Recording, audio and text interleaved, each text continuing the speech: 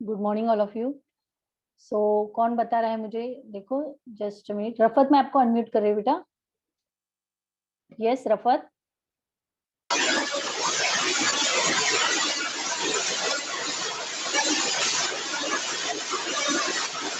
Yes, your voice is not proper बेटा।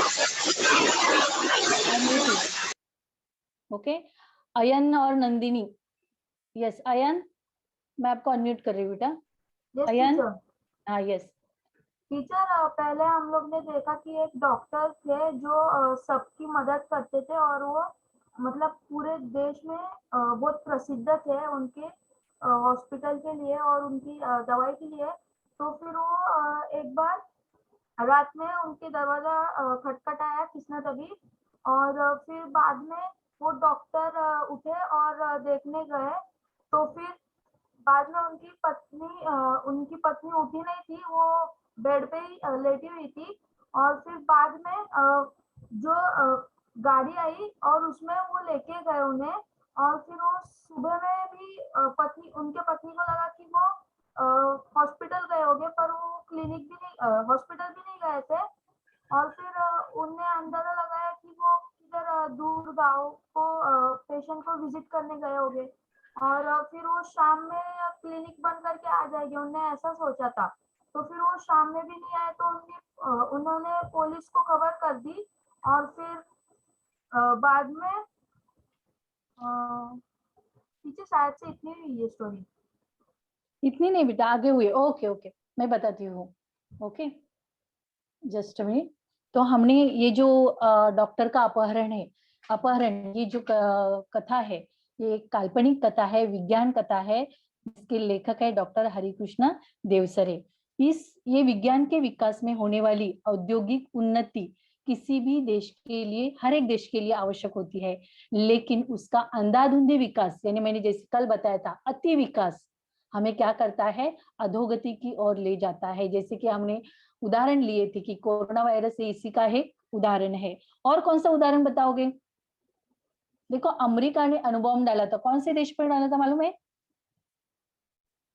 जिससे जिससे वो देश, आज उस देश ने बहुत प्रगति की है। Japan. Yes Saumya, Japan. Very good. Oh very good. तो जापान पर हिरोशिमा और नागासाकी जो शहर थे, वहां उन्होंने क्या किया था? अणुबॉम्ब, युद्ध के दरमियान उस पर अणुबॉम्ब फेंका था। अणुबॉम्ब ये भी क्या है? मनुष्य द्वारा विज्ञान से की हुई प्रगति का क्या है? एक उदाहरण है। तो अगर अणुबॉम्ब, जैसे मैंने कल बताया, विज्ञान एक तलवार है। उस तलवार, जिसके हाथ में वो तलवार है, उसके विचारों पर निर्भरित होता है कि वो उसका किस प्रकार उपयोग करेगा। कोई उसकी किसी की रक्षा के लिए कर सकता है, कोई किसी को हानि पहुंचाने के लिए कर सकता है। तो यहाँ कवि ने यही उदाहरण बताया है कि विकास होना चाहिए, डेवलपमेंट होनी चाहिए, हर हर क्षेत्र में डेवलपमेंट जरूरी है। लेकिन ये भी देखना जरूरी है कि वो डेवलपमेंट, वो विकास क्या समाज के लिए, देश के लिए विकास हितकारक है। ओके, देश के हित में है या नहीं, ये उसका उपयोग करने वाले को देखना जरूरी है। ओके, अभी हम लेसन देखेंगे। अभी तक हमने देखा कि किस प्रकार, जैसे बताया अभी कि पुलिस तक उन्होंने अपने पति के गुम होने की कंप्लेंट की और उसके बाद पुलिस आ गई, उन्होंने जांच पड़ताल की। जांच पड़ताल के दरमियान उनको उनकी बीवी की ओर से एक ही इंफॉर्मेशन मिली कि वो जो डॉक्टर भटनागर अपनी गाड़ी से नहीं गए थे, बल्कि उनको किसी दूसरी गाड़ी के द्वारा, वो किसी जो कि बड़े पहिए वाली, यानी ट्रक हो सकता है, बस हो सकती है, ऐसी गाड़ी से उनको ले जाया गया है। और उसके बाद पुलिस है वो आसपास के लोगों में पूछताछ करती है। पूछताछ के बाद ये पता चलता है कुछ भी नहीं, आसपास में कोई भी उनको सुराग नहीं मिलता उनके इंफॉर्मेशन के बारे में। और कई दिन बीत जाते हैं और फिर पुलिस इसी नतीजे पर पहुंच जाती है कि किसी ने उनको अगवा किया होगा, अपहरण किया होगा, और वो उनके पत्नी के पास अभी बहुत बड़ी कीमत की मांग करेंगे। और उसके बाद वो, या फिर ये भी हो सकता है कि किसी डाकू के दल ने उन्हें किसी डाकू पर इलाज करने के लिए, जख्मी डाकू पर इलाज करने के लिए उनको उनका अपहरण किया होगा। तो इस प्रकार ये अंदाजा रहता है। और यह जो शहर रहता है, एक प्रसिद्ध डॉक्टर भटनागर जी के अपहरण होने से पूरे शहर में भययुक्त वातावरण होता है। इसलिए समाचार पत्र में अपहरण की एक ही बार जो समाचार है वो दिया जाता है या न्यूज दी जाती है। और उसके बाद उनकी जो पत्नी है, पति के बहुत दिनों तक घर वापस ना लौटाने के बाद उनकी जो स्थिति है वो बताई है। वो हर दिन उठकर अपने पति का इंतजार करते थे। शायद यहाँ तक अपना लेसन हुआ था। अभी आगे देखेंगे। देखो, कई महीने बाद एक दिन श्रीमती भटनागर ने दरवाजे पर फिर से वैसी ही गाड़ी के पहियों के निशान देखे। देखो, बहुत हर दिन वो अपने पति का इंतजार करती थी और एक दिन उन्होंने ऐसे ही बड़ी गाड़ी के, देखो यहाँ मैंने कोशिश की है, तो बड़ी गाड़ी के पहियों के निशान उन्होंने अपने घर के सामने, दरवाजे के सामने देख लिए। उन्हें लगा कि शायद डॉक्टर भटनागर आए थे। वो बहुत खुश हो गई कि जिस गाड़ी के पहियों के, जब उनके गुम होने के वक्त जो गाड़ियों के पहियों के निशान देखे थे वही निशान दिखे, तो उनको लगा कि शायद उनके पति वापस आए हैं। लेकिन कहाँ है? उन्होंने तुरंत पुलिस को सूचना दी। यानी कहाँ है का मतलब क्या है? उन्हें आसपास देखा, आवाज दी होगी, लेकिन वहां भटनागर की कोई भी वहां निशान या फिर उनके होने का कोई भी ऐसे कोई ऐसे सबूत नहीं मिल रहा था कि भटनागर वापस लौटे हैं। उन्होंने तुरंत पुलिस को सूचना दी। जारी हो गई। देखो, पुलिस जो है वहां आ गए और उन्होंने खोज यानी तहकीकात जारी की। यहाँ देखो पुलिस है, तो पुलिस आ गए थे और उन्होंने तहकीकात शुरू की। पुलिस का एक दल उनके घर पर भी आया। उसने गाड़ी के निशान देखे, लेकिन उस निशानों को देखकर कुछ भी अंदाजा लगाना कठिन था। यानी उस सिर्फ उनके पास एक ही सबूत था कि बड़ी गाड़ी, पहियों वाली गाड़ी से गाड़ी आकर गई है, लेकिन सिर्फ गाड़ी के पहियों से कोई भी अंदाजा नहीं लगाया जा सकता कि आगे क्या हुआ होगा। भटनागर जी के बारे में कोई भी अंदाजा लगाना कठिन हो गया था। हाँ, एक सीडी अवश्य मिली जो लिफाफे में बंद थी और उस पर श्रीमती भटनागर का नाम लिखा था। लेकिन उनको वहां क्या मिली? एक सीडी मिली। समझिए, इससे पहले देखो, अभी हम बहुत सारे गैजेट है, मोबाइल जैसा, तो वो कम यूज करते हैं, लेकिन सीडी, टेप रिकॉर्डर्स पहले जमाने में अच्छे से, जैसे अभी आज हम यूट्यूब के जो स्पीकर्स वगैरह रहते हैं, जो वो जैसे यूज करते हैं, वैसे वो ज्यादा मात्रा में यूज किए जाते थे। तो उस समय वहां देखो उनके यहाँ एक आसपास में एक उनको सीडी मिली। सीडी बजते ही सभी लोग हतप्रभ रह गए। हतप्रभ यानी क्या? आश्चर्यचकित रह गए, स्तब्ध रह गए। स्तब्ध कब हम हो जाते हैं? जब हम कुछ कल्पना से परे देखते हैं, कल्पना से परे होकर सुनते हैं, यानी जिसका हम अंदाजा नहीं लगा सकते। तो सब वो जब सीडी सबने सुनी तो वो हतप्रभ रह गए। उसमें डॉक्टर भटनागर बोल रहे थे। देखो, अभी डॉक्टर भटनागर की आवाज में, यानी उनकी रिकॉर्डिंग करके उस सीडी द्वारा भेजा, उस सीडी को वहां रखा गया था। तो अभी देखते हैं हम भटनागर जी क्या बता रहे हैं।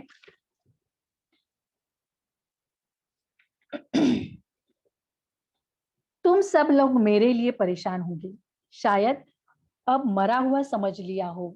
देखो, भटनागर जी कहते हैं इतने दिनों तक मैं बाहर हूँ। यहाँ मैंने ऐसे ही, यहाँ जो संदर्भ है बहुत अलग ग्रहों के बारे में बताया है। तो सैटेलाइट के कुछ ग्रह मैंने ऐसे एक हास्यास्पद यानी उनको फिगर्स दिए देकर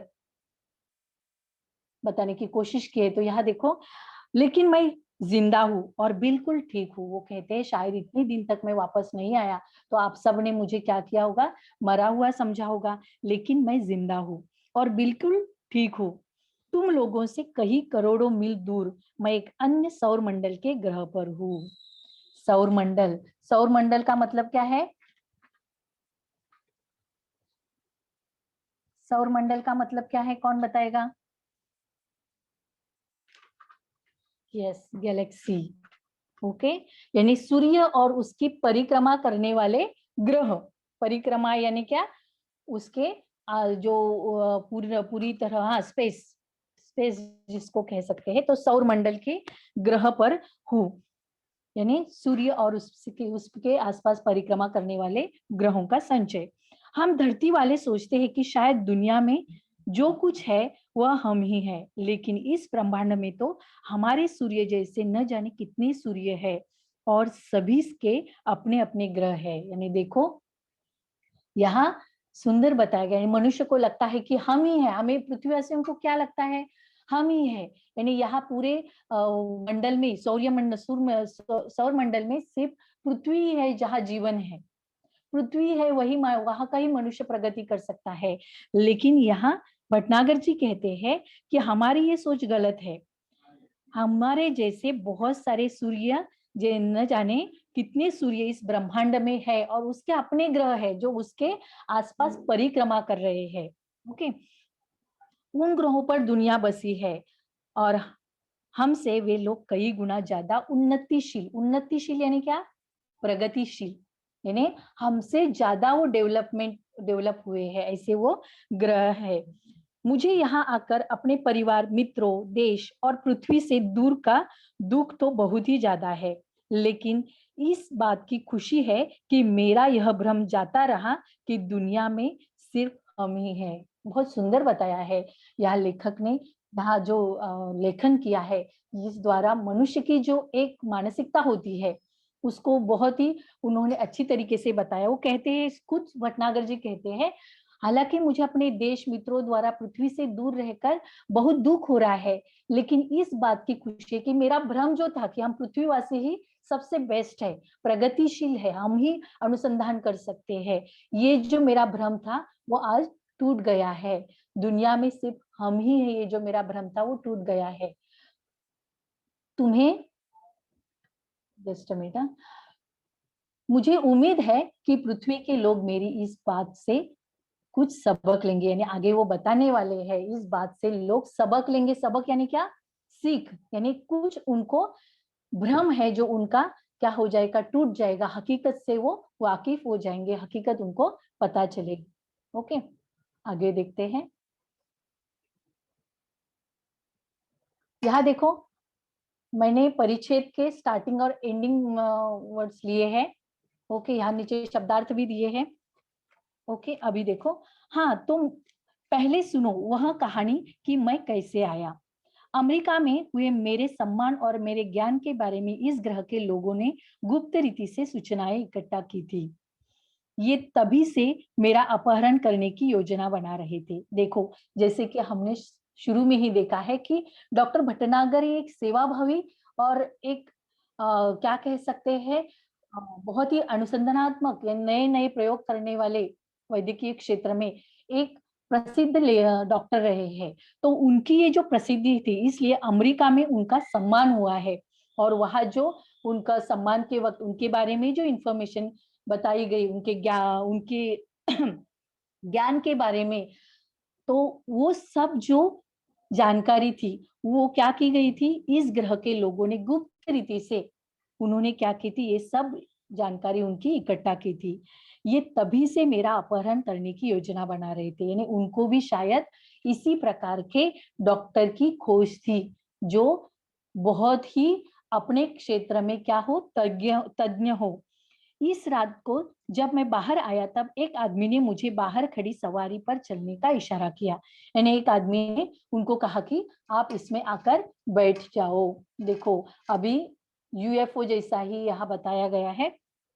यह देखो, बताई है मैंने सवारी कौन सी है, वो उनको बताने बैठने के लिए इशारा किया।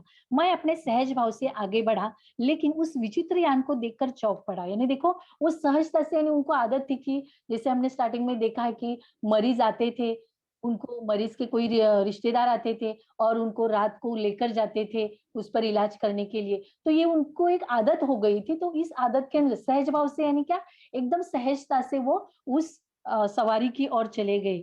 लेकिन जब उन्होंने उस विचित्र यान को, देखो यहाँ बताया गया है, एक विचित्र यान को देखा तो वो चौंक पड़े, आश्चर्यचकित हो गई।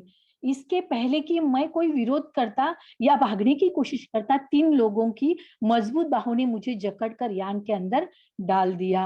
यानी जब उनको पता चला कि ये सामान्य वाहन नहीं है, व्हीकल नहीं है, तो उन्होंने इस बात का इनकार किया या कुछ वो बोलते, विरोध करते, इससे पहले 3 लोगों ने आकर उनको पकड़कर क्या किया, अंदर उस यान में ढकेल दिया। अंदर डाल दिया। यान तेजी से घूमकर सू सू की आवाज करता हुआ आसमान में उड़ गया। वो जो यान था, उनको लेने के लिए जो यान आया था, वो सू सू करते हुए आसमान में चला गया। देखो, उड़ गया। घबराहट के कारण मैं बेहोश हो गया था और जब मुझे होश आया तो वह यान इस ग्रह पर पहुंच चुका था। यानी जब एकदम से वो डर गए कि ये कौन लोग है या ये कौन सा व्हीकल है, कौन सा वाहन है जिसमें से मुझे लेकर जा रहे हैं, तो कोई भी जानकारी ना होने के कारण डर के मारे जो भटनागर जी है वो बेहोश हो गए। और जब उनको होश आ गया तो वो यान उस ग्रह पर, यानी जिस ग्रह पर वो लोग उनको लेकर आए थे, वहां पहुंच चुका था। मुझे एक विशेष किस्म का प्लास्टिक सूट पहनाया गया ताकि मैं ग्रह के वातावरण के अनुकूल रह सकूं। यानी जैसे कि हमने विज्ञान में, यानी हमें मालूम है कि हर एक ग्रह का अपना एक क्लाइमेट टेम्परेचर रहता है और उस टेम्परेचर का ओके तो यहाँ देखो, वातावरण में यहाँ जैसे कि मैंने बताया, एक ग्रह से जब दूसरे ग्रह पर जाते हैं तो वहां के वातावरण को सुटेबल, यानी अनुकूल उनको क्या किया जाता है, प्लास्टिक के यानी पहराव करना पड़ता है ताकि उनको, उनकी सेहत को कोई उससे हानि ना पहुंचाए। उसी प्रकार डॉक्टर भटनागर जी को एक विशिष्ट किस्म का प्लास्टिक का सूट पहनाया गया ताकि उनको उस वातावरण से उनकी उन्हें अनुकूल किया जाए। अब चूंकि चूंकि यानी क्योंकि मुझे यहाँ आए हुए काफी समय हो गया, मैं यहाँ से भागने की कोशिश भी नहीं कर सकता, इसलिए मुझे आप सब लोगों के लिए यह संदेश रिकॉर्ड करके भेजने की अनुमति दी गई है। अनुमति यानी क्या, परमिशन। यानी यहाँ देखो, यहाँ भटनागर जी कहते हैं कि किस प्रकार उनको क्या किया गया है, उस ग्रह से यहाँ लाया गया, यहाँ के वातावरण के अनुकूल उनको पहराव दिया गया और यहाँ बहुत समय हो गया है, उनको भी अपने परिवार की याद आती होगी।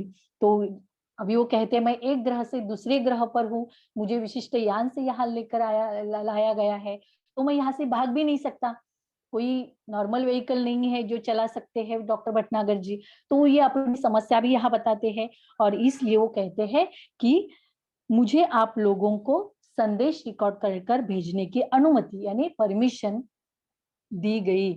ओके, तो अभी वो उस ग्रह के लोगों का आगे देखो किस प्रकार वर्णन करते हैं। देखो, इस ग्रह का नाम विचित्र सा है, बताया नहीं है लेकिन बताओ, वो कहते हैं इस ग्रह का नाम बड़ा विचित्र सा है। यहाँ के लोग विज्ञान से बहुत आगे बढ़ गए हैं, यानी जो विज्ञान, जिस विज्ञान की डेवलपमेंट से, विकास से हम परिचित है पृथ्वीवासी, उससे भी आगे जाकर क्या है, आगे जाकर उन्होंने विकास किया है। इनके पास ऐसे यान है कि ये एक सौरमंडल से दूसरे तक आसानी से आते जाते हैं। यानी सौर मंडल के अंदर एक सौर मंडल, हाँ, हम जो स्पेस कहते हैं, एक स्पेस से दूसरे स्पेस जाने की वो आसानी से वहां भ्रमण कर सकते हैं। यहाँ भी लोगों ने रहने के लिए घर बना रखे हैं, कारखाने हैं, बाजार है, बस्तियां है, मोटरें है, सभी कुछ है, लेकिन हमसे बिल्कुल भिन्न भिन्न, यानी वहाँ का जो स्ट्रक्चर है बिल्डिंग्स का वगैरह, वो अलग प्रकार का है, वहाँ के वातावरण क्लाइमेट को जो सुटेबल हो इस प्रकार किया गया है, बिल्कुल भिन्न। इनके अपने वैज्ञानिक सिद्धांत है, जैसे हमारे सिद्धांत है।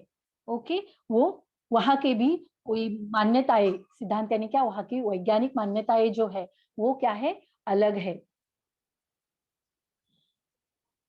हमारा सौरमंडल, हाँ, उन्हें कई सौरमंडलों और उनके ग्रहों के बारे में जानकारी है, यानी जबकि हम समझ रहे हैं कि सूर्यमाला एक ही सौरमंडल है, बल्कि इन लोगों को ऐसे बहुत से सौरमंडलों के बारे में जानकारी है, वहाँ के लोगों का रहन सहन, वहाँ के वातावरण के बारे में, क्लाइमेट के बारे में, हर एक प्रकार की जानकारी इनके पास है। हमारा सौरमंडल इनके सबसे निकट है, यानी नजदीक है, इसलिए उन्होंने आसानी से मेरा अपहरण किया। देखो, यहाँ वो जानकारी देते हैं कि किस प्रकार इस सौरमंडल का नाम है वो विचित्र है, वो विज्ञान में हमसे आगे है, पृथ्वीवासियों से आगे है, एक सौरमंडल से दूसरे सौरमंडल तक आसानी से पहुंचने के लिए उनके पास यान है। हाँ, यहाँ घर, कारखाने, बाजार, मोटरें, जो आवश्यक सुविधाएं हैं, लेकिन वो अलग प्रकार की भी, यानी बिल्कुल भिन्न है, पृथ्वीवासियों से भी अलग है और उनके खुद के एक कुछ वैज्ञानिक मान्यताएं हैं, उन्हें कई सौरमंडल और उनके ग्रहों के बारे में जानकारी है, और हमारा सौरमंडल है उनके बहुत नजदीक होने की वजह से वो क्या है, आसानी से मेरा अपहरण कर दिया। यहाँ को मैंने शब्दार्थ दिए हैं। यस, कौन रीड कर रहा हूँ? Yes students, hand. Yes Aditi, मैं आपको yes Aditi, Aditi. Yes teacher. Okay, विचित्र, अजीब, अनोखा, शब्दार्थ योजना, कार्य करने की रूपरेखा, कोशिश, प्रयास, प्रयत्न, सिद्धांत, निश्चित, मत, उसूल। ओके ओके, वेरी गुड बेटा, म्यूट हो जाओ। ओके, तो यहाँ देखो, योजना यानी कार्य करनी जिसको आप कहते हो। ओके, तो यहाँ हमने देखा कि किस प्रकार डॉक्टर भटनागर जी ने वहां के वातावरण, वहां के लोगों के बारे में हमें जानकारी दी। आगे देखो,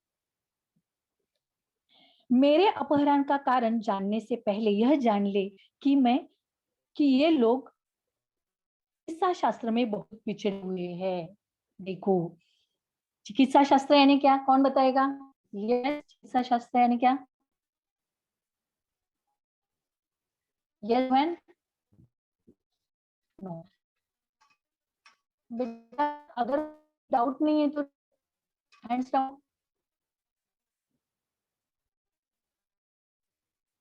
yes, any doubt?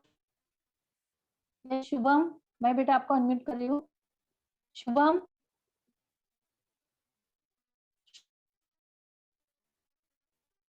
Shubham, 9th B 5 अरे बताओ क्या हैंड रेज किया है? ये कर रही हूँ।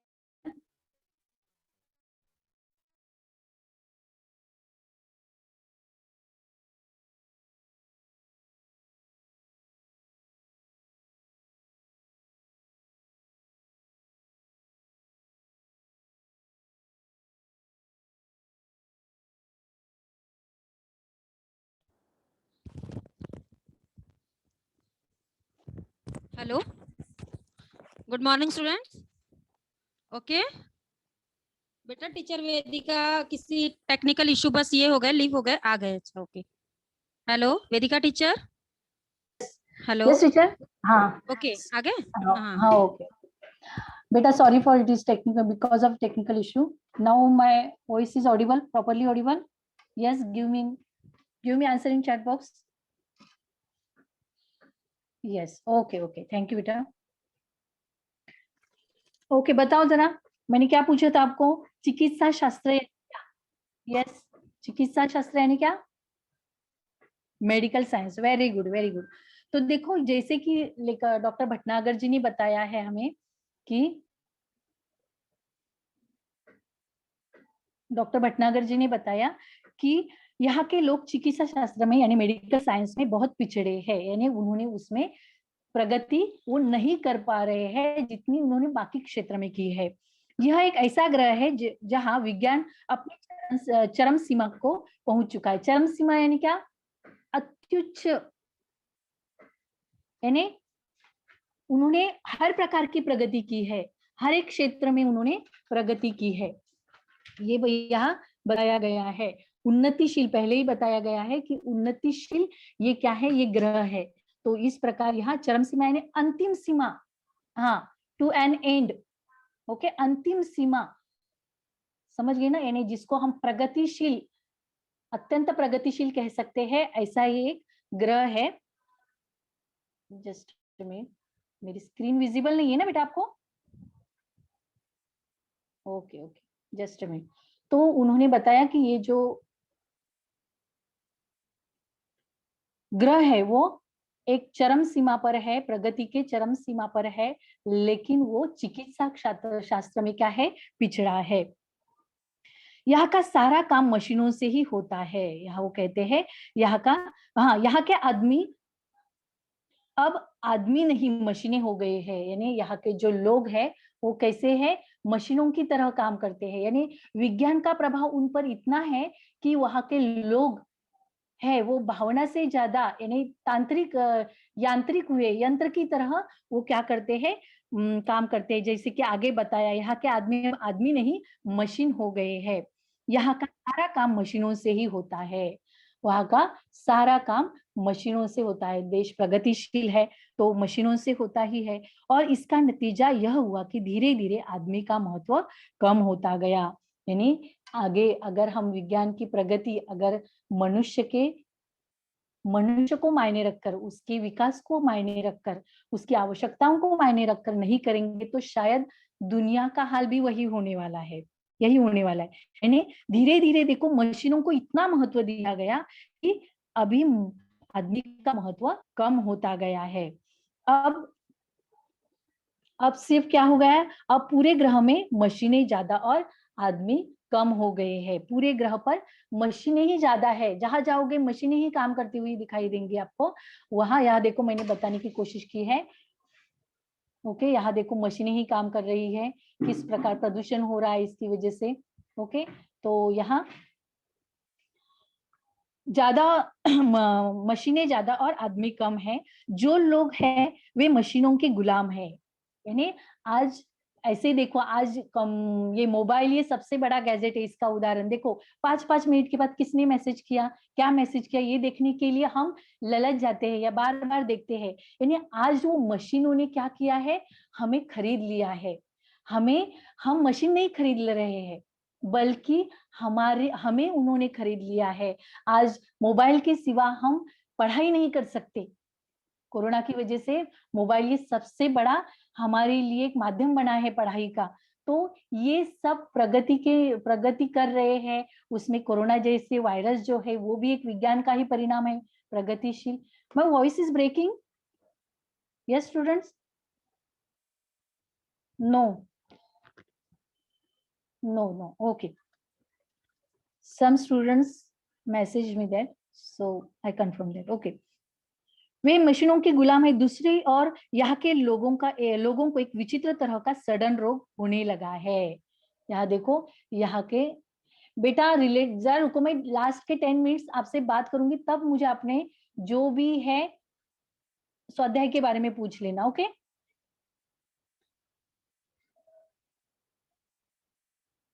उनको क्या हो गया, सडन रोग हो गया है, एक प्रकार का सडन रोग हो गया है। यानी धीरे धीरे उनका शरीर क्या होता है, देखो कई कई बीमारियां हैं जिसमें एक बार शरीर में वो वायरस है, वो जब शरीर में घुस जाता है या शरीर में उसका उस वायरस की एंट्री होती है तो क्या हो जाता है, धीरे धीरे वो शरीर के एक भाग को, कैंसर जैसी बीमारियां है, बहुत सारी बीमारियां हैं, वो क्या करते हैं, धीरे धीरे हमारे शरीर के एक एक अंग को क्या करते हैं, सडन रोग से खाली कर देते हैं, यानी उसकी जो क्रियाशीलता है वो कम करते हैं। उसी प्रकार वहां जो लोगों में सडन रोग होने लगा है और शरीर का कोई अंग अचानक सड़ता शुरू हो जाता है और फिर वह आदमी मर जाता है। जैसे कि मैंने बताया, ये सडन रोग ऐसा है कि धीरे धीरे वो सडन रोग उनको शुरुआत होती है और धीरे धीरे वो व्यक्ति क्या हो जाता है, मृत्यु तक पहुंच जाता है।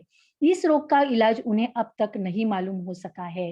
यानी देखो, अभी हमें पता चला होगा कि डॉक्टर भटनागर का अपहरण क्यों किया गया, या वो कहते हैं कि इस रोग पर क्या इलाज किया जाए, ये उनको मालूम नहीं है, मालूम न हो सका। इसलिए इस रोग का कारण वे मशीनें ही है जो उन्हें नाकारा बना हुए है। नाकारा यानी उनको क्या कह सकते हैं, अक्रियाशील, यानी एक्टिव नहीं है, वो पूरी तरह पहले क्या है, मशीनों पर निर्भर है। हाँ, और अभी निर्भर होने के कारण वो विचार क्षमता, बाकी सब जो बातें हैं जो मनुष्य को क्रियाशील बनाती है, तो जिसको हम निकम्मा कह सकते हैं, उन सभी मशीनों ने उन्हें क्या बनाया है, निकम्मा बनाया है। और यहाँ लेखक भी कहते हैं, सॉरी भटनागर जी भी कहते हैं कि उनके सडन रोग का कारण भी वही मशीनें हैं जिनकी वजह से वो निकम्मे बने हैं, यानी अक्रियाशील बने हैं।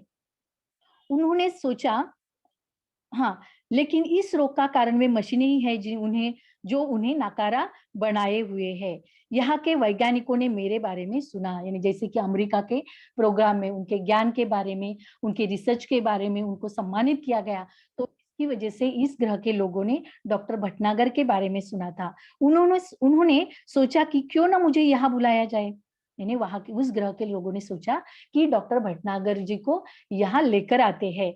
तब कोई ऐसी तरकीब सोची जाए कि सड़ा हुआ अंग काट कर उसके स्थान पर दूसरा अंग लगा दिया जाए। यानी अभी हम देख रहे हैं कि आंख में मोती बिंदु हो जाता है तो आंख का ऑपरेशन किया जाता है लेंस के द्वारा, फिर से दृष्टि प्राप्त कर सकते हैं, या दूसरी आंख भी प्रत्यारोपण किया जाता है।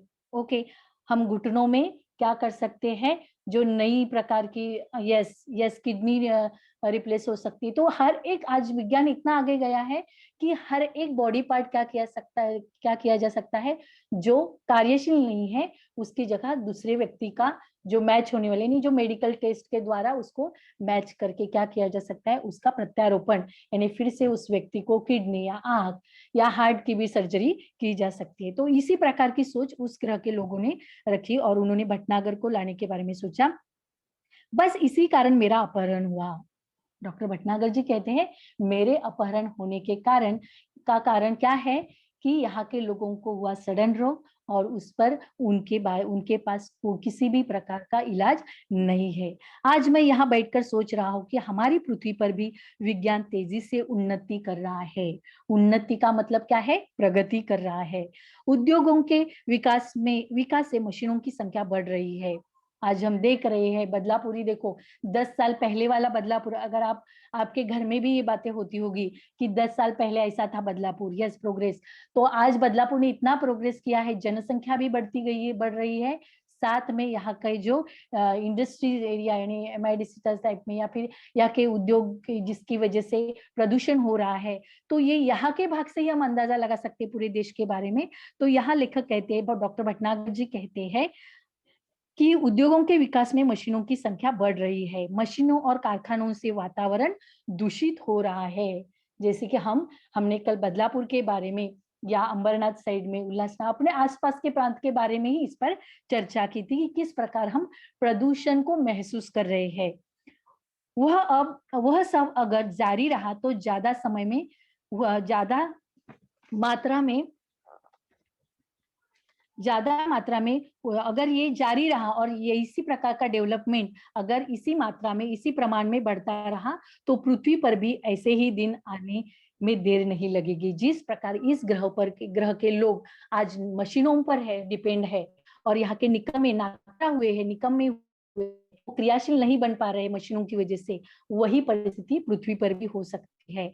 आज भी पृथ्वी पर कैंसर, दिल की बीमारियां, तनाव के कारण होने वाली बीमारियां, ब्लड शुगर आदि इस भविष्य का संकेत है। कोरोना तो इसका शायद तब जब लेखक ने लिखा होगा लेसन तब उनको इसकी ये नहीं थी, लेकिन आज कोरोना वायरस से हम इसके बारे में सोच सकते हैं, इस परिस्थिति को और गहराई से देख सकते हैं। आज हम देख रहे हैं विज्ञान के कारण एक देश दूसरे देश पर क्या कर रहा है, अतिक्रमण कर रहा है। इसका अगर आप न्यूज पढ़ रहे हो तो अफगानिस्तान की क्या अवस्था है ये भी हम देख रहे हैं।